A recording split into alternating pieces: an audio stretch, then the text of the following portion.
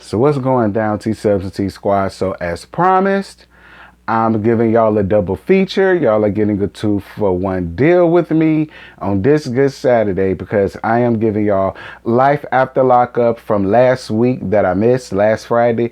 And then I'm also going to give y'all from last night. I'm going to put the links, not the links. I'm going to have these timestamped. So, you know, for y'all that really don't give a shit about wanting to see what I had to say about that old Tad episode from last week, I want to cut straight to the one for this week. Y'all can be able to do that. Hold on. Okay, my bad, girl. Y'all can go on ahead and do that. So this is Life After Lockup, Season 3. This was last Friday's episode. Put a ring on it. We're going to skim through it, girl, because it won't much. Deontay, Nicole, and Tia. So Nicole and Tia meet up to talk about the conversation. To talk about everything that happened since they had the conversation with Deontay. They came all dressed up in their Sunday's best child. But listen, it was Tia's bow tie for me, girl. So she talks about how she feels about everything and how she feels like Deontay is coming in between their relationship. And I'm like, whatever, dude. Moving on. Sean and Sarah. So Sean goes to meet Sarah's mother, Kathy, and he has to make sure that he doesn't get caught in his lies because, you know, that's what lying-ass bitches do. So Sarah says that her biggest concern is how the daughter will take to Sean because her feelings are what matters most. And I absolutely agree. So Kathy goes in to let have and starts grilling Sean as she should. And she doesn't trust him at all, as she shouldn't. All right. That's how you that's a mama's intuition. That's a mother's intuition telling her you a dog, you's a liar, you's a cheater, you's a scam artist, you's a poser, you's a manipulator, you's an abuser. I believe Sean is all of them, all of that wrapped up in one. So we get down to John and Christiana. So Tara still ain't showed up, and John and Christiana get married. Congratulations. You didn't need that woman there to your shit anyway, bitch. Like I'm, you know, Christiana just like I'm telling you, girl. I really hope God could put that type of quaking into my spirit because you just forgiven to a fault, and it don't take you long to forgive a bitch, no matter how wrong or dirty that they did you. Crazy. So Puppy and Amber. So Amber could care less about burning Sammy's clothes, and then they want to celebrate. So Amber wants them to go see Puppy's mother as soon as possible, but she can't because one of the nosy neighbors or somebody told her parole officer that she ain't been living there with her mama, that she been living around there with her boyfriend, and now she got a warrant out for her arrest. Dummy. So Stan and Lisa. So Lisa meets up with Renata, and she used to be her brother's ex. They never done anything, but, you know, she claims that Renata told her that she had fantasies or whatever, I guess.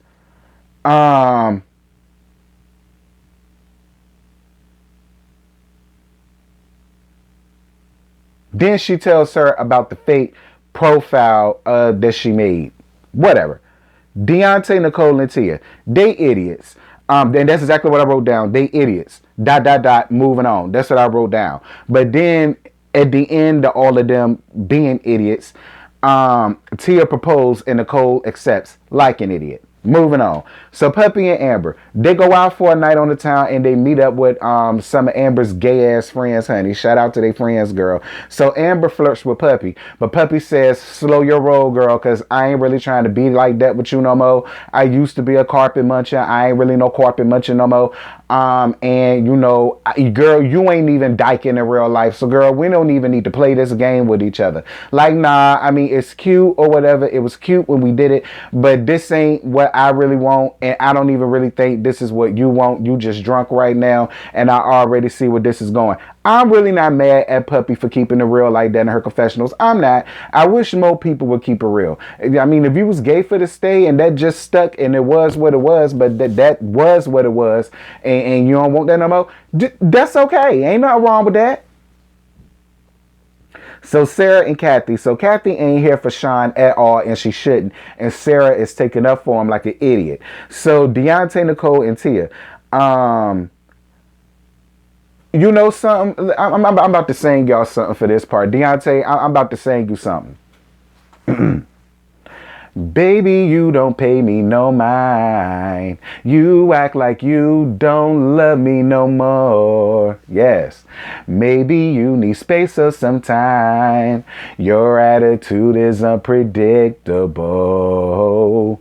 And I don't want to make you unhappy. If you're not happy, then you're free to go on. 'Cause I don't want you staying around. If I make you so miserable. I know I ain't got no voice this morning. It's early in the morning. Fuck y'all hoes. It'll be all right. Because guess what Tasia said? If you don't want me, then don't talk to me. Hey, y'all know it. Go ahead and free yourself. Go ahead and free you. You don't want me, then don't talk to me. I really wish Deontay would just free himself. I really do. I don't know why Deontay just chooses to sit up in this bullshit. Like that I think like that has to be the hardest part about watching this.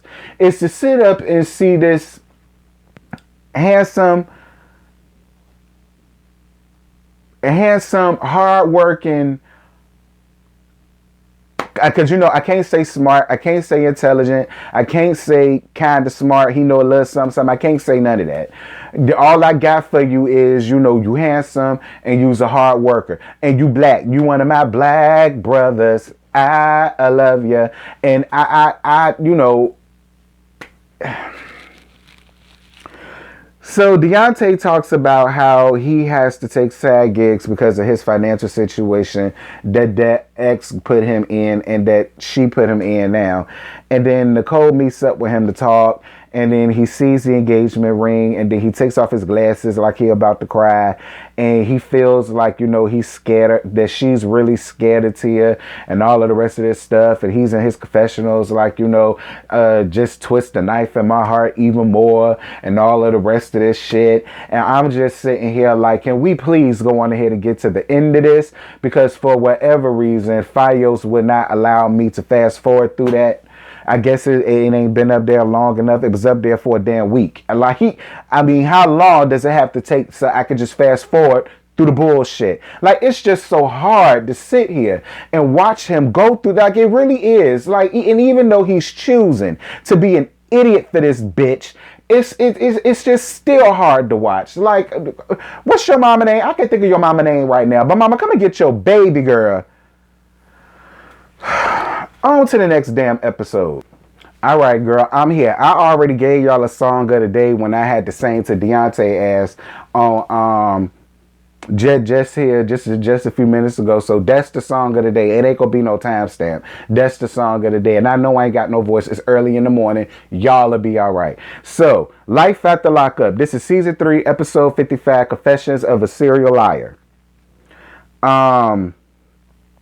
So Sean and Sarah. So Sean getting the house ready for the weekend with Sarah. Whatever.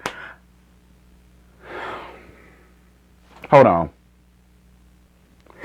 All right, I'm back, y'all. So Brittany and Ray.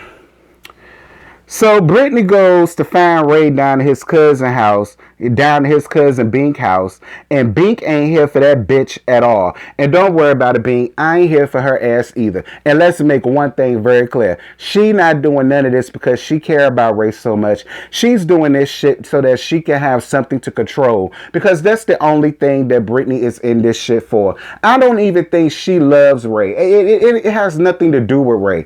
Ray is only there to make her feel good, to make her be comfortable, so that she could be able to say that I got a man at home that needs me and that wants me, and that like I'm telling y'all, my mama told me a long time ago about hoes like Brittany. Like, there's nothing about Brittany that I like. There's nothing about Brittany that I wish anything good for. Like, she just pisses me off. Like, I can't take her, y'all. I cannot take her. And I know some of y'all go get up under the comments with that bullshit about how I don't see it for the black Brittany, but I see it for the blonde Brittany. Fuck y'all hoes, because I said what the hell I said. I don't like Brittany. There's no likable qualities about Brittany. None. There is no likable qualities about Brittany. And I'm going to tell you something else. It is very easy for a cleanup woman to come and take her damn man. You want to know how I know? Because I am the cleanup woman. You understand me? Betty White wrote about me before I even was born, child. It is very easy for any man, woman, boy, girl, cat, dog, or flower pot to come out there and take any man that Brittany got. It is so easy because she tired, she late, and she delayed. Period.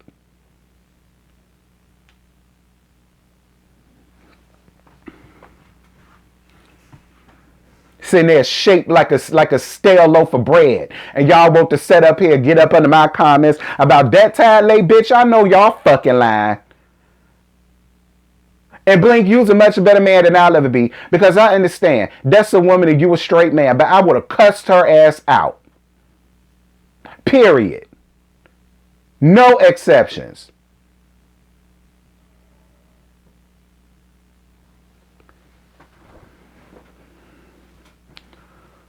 So getting down to the Brittany that I actually like. Mars and Brittany. So Mars gets Brittany's father to come down and help out with the kids so that he could have some alone time with Brittany. And so that he could talk to Brittany because he felt like he ain't getting through to Brittany.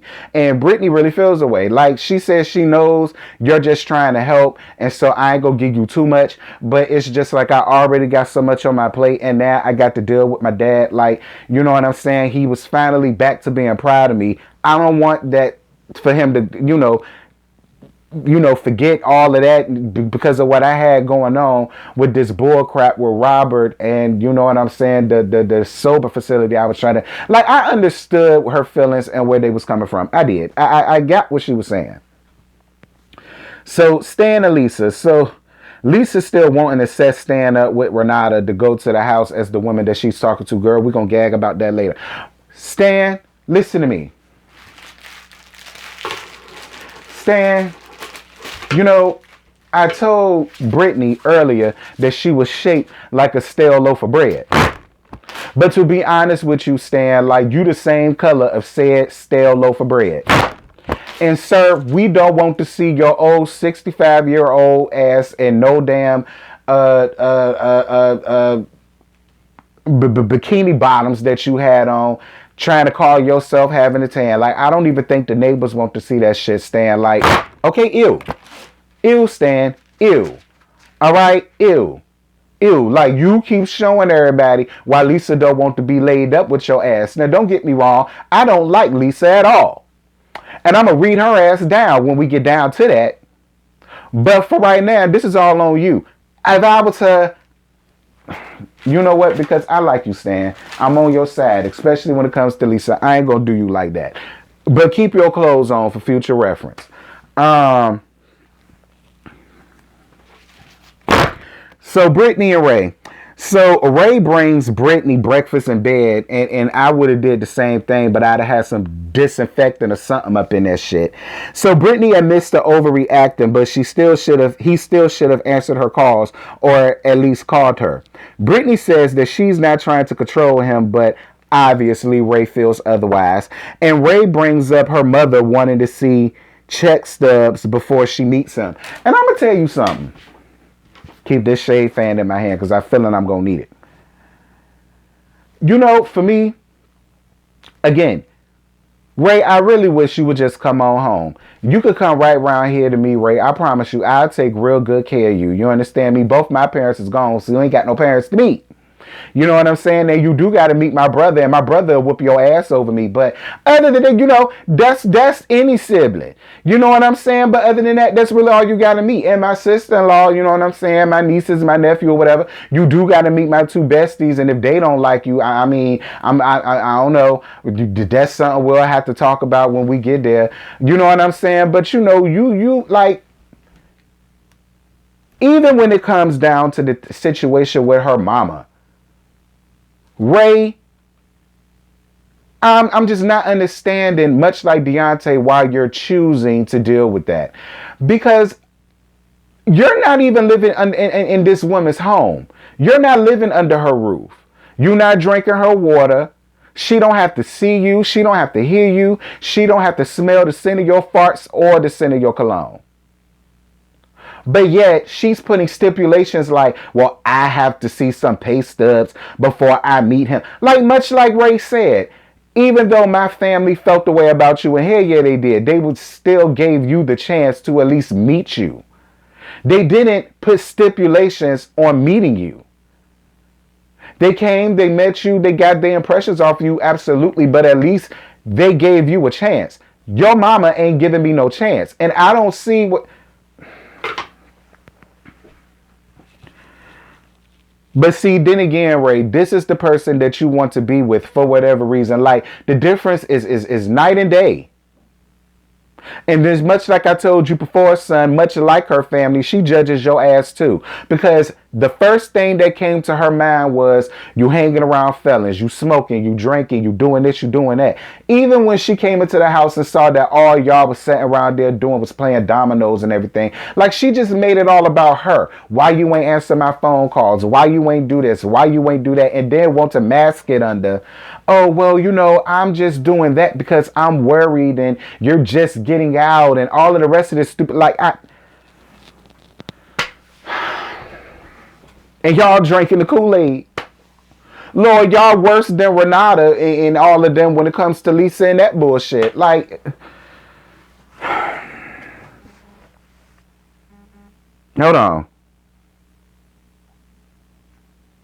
My bad. Somebody was calling me. We're going to move on because I can't cuss her out the way I want to because I do want this video to be monetized. So I'm moving on. Lacey and Shane. So Lacey's still playing as if she didn't know that Shane had an OnlyFans. And now she's using that as an excuse to call her back up after she just blocked him, you know, dealing with Shane or whatever the case may be. So then... Lacey wants to see John, but John has a girlfriend that he's been with about 4, 5, 6 months, I think, named Julie, who he obviously really cares for, and he feels like this is his second chance, and he's straight up said he wants to leave the past in the past.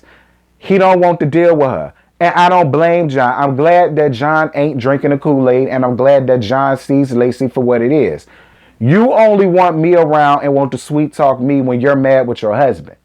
But then once you're good with your husband, then I'm back on the block list. And this is the game that we've been playing.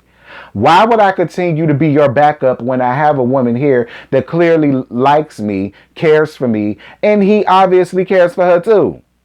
Like, I wasn't mad at him for that. Like, Lacey, who the fuck you think you is, girl? Like, girl, please. You one step up from a damn blow-up doll to let me tell it. Like, girl, you are very ordinary when it comes to the bitches that you run around here trying to emulate.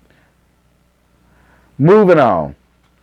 So Mars and Brittany. So Brittany gets an email from her biological daddy, William, and she goes to see her mama, Cynthia, to go and talk about meeting up with him. Then to let Cynthia tell it, he was an abuser and, you know, he mentally abused her, physically abused her, and really didn't do anything for Brittany anyway. And she got Brittany up out of that situation. Now, the reason why I believe Cynthia is because she still did not try to talk Brittany out of not seeing him. Her only concern was, you know, him being around her grandkids, which that I understood. But I believe the mama. I mean, because, you know, she didn't talk, like I said, she ain't talk her out of meeting him. She said, that's your decision. I'm going to leave that up to you. I just don't think that he needs to meet the grandkids right off. And I kind of agree with Scent, because she's sense, because she got to talk with some sense. I agree with Scent, Brittany. I do. Let you meet him. Y'all work out y'all thing first, and then if it is what he say it is, and you believe it is what he say it is, then you could go on ahead and gradually introduce him to your chillings. You know, don't just do it right off. Like I agree with your mom. So Stan and Lisa. So Lisa said nothing happened between her and Renata because she wasn't down with the plan to bust Stan. And then Stan takes her to go rock climbing, and then that's when she brings up Jasmine. You want to know what kills me about Lisa? Lisa is really carrying on as if she really loves Stan, and as if she really wanted to be with Stan and make something work with Stan. Like, you know, the way she's carrying it, you would think that. But see, we all know what it really is, Lisa. Bitch, you ain't shit. And I'm not mad at Renata for not doing that. Like, even when you mentioned the plan to Renata, Renata's face told it all. Renata was like, wait a minute. Now, I'm all cool with you busting him, but I'm not cool with you trying to bring me in and then you... Because I understood where she was coming from. If he's so much of this creep and he's a this and he's a that, then why do you want to send me up in there? And then you like, oh, well, I'm going to be right behind you. Ain't none of that going on. Nah, ain't none of that going on because I'm not doing that stupid ass shit. Like, I was down for Renata for, not going down that road with you. Moving on. Sean and Lisa. So after having sex with Sarah, Sean felt like this was the more opportune time to let her know that he really has 6 kids and that he was engaged to another inmate, Destiny. And Sarah did what I knew she was going to do. That was get the hell up out of there because he's a creep. You know what? Sean reminds me of the creepy ass old man that be hanging around playgrounds and shit. You know what I'm saying? Like, he give me that creepy ass neighbor that always try to offer the kids candy. Like, that's what he give me. Like, he's a creep. He is a creep. I don't even know how you could have even laid down with him, Sarah. Fuck the fact that you ain't had no dick in 6 years. It would have been another 6 years before I would have laid down with a creep like Sean. He looks like a creep. Talks like a creep. His teeth look like creeps. Girl, them crooked ass, lopsided ass, obtuse triangle chicken. And you had your damn mouth on that damn man. Lord, Sarah, at least you were smart enough and woman enough to leave him where he at. See him for who he is. Like, he was wrong as hell. You want to tell me the truth after I gave you my panties. Creep. Girl, I'm gone. Bye.